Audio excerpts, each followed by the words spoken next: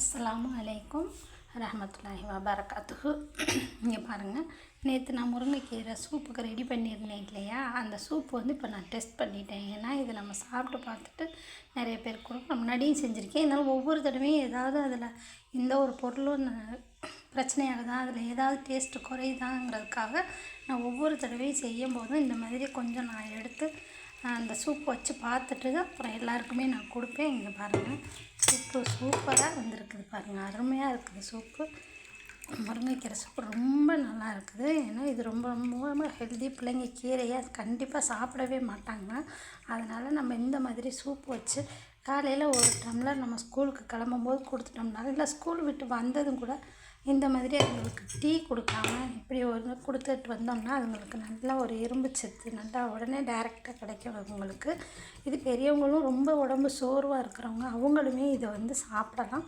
இது ஒரு நல்ல அருமையான ஒரு சூப். காய்கறி சூப்பெல்லாம் கூட சில பேர் நறுக்கி சூப்பு வைக்கிறதுக்கு கொஞ்சம் சிரமப்படுவாங்க இல்லையா, ஒரு சிலரால் முடியாது. அதுதான் வேறு என்ன, அவங்க உடம்புக்கு பார்த்துக்கணுங்கிறது தெரியும், ஆனால் முடியாத ஒரு சூழ்நிலைகள்னால அது அசால்ட்டாக இருப்பாங்க. அந்த மாதிரி உள்ளவங்களுக்கு இது இந்த பவுடரை ரெடி பண்ணி வச்சுக்கிட்டோம்னா நம்ம டக்குன்னு அந்த சூப்பை ரெடி பண்ணி கொஞ்சம் சுடுதண்ணி மட்டும் கொதிக்க வச்சுட்டு இந்த பவுட்ரு அதில் போட்டு ஒரு 2 கொதி மட்டும், அதிகம் கொதி விடக்கூடாது. ஏன்னா இது கசப்பு தன்மை வந்துடும் முருங்கைக்கீரைனால.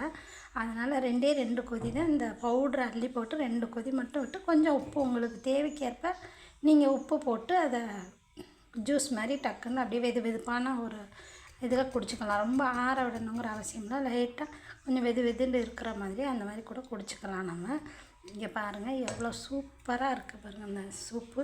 இதில் என்னன்னு கேட்டிங்கன்னா, இப்போ நான் இதில் 1 டம்ளர் அளவு தண்ணி வச்சேன். இந்த டம்ளரால் இந்த டம்ளர் 200 மில்லி கரெக்டாக பிடிக்கும். 200 மில்லிக்கு கொஞ்சம் அதிகமாக பிடிக்கும். இந்த 1 டம்ளர் நீங்கள் அளவு வச்சுக்கலாம். டீ குடிக்கிற டம்ளர் 200 ml டம்ளரில் 1 டம்ளர் தண்ணி வச்சிங்கன்னா கொஞ்சம் வத்திரும். அது 150 ml அளவாக குறைஞ்சிரும். அதில் நீங்கள் உப்பு போட்டு ஒரு 2 கொதி மட்டும் விட்டு இந்த மாதிரி சூப்பை எடுத்து நல்லபடியாகவே சாப்பிடலாம் நம்ம.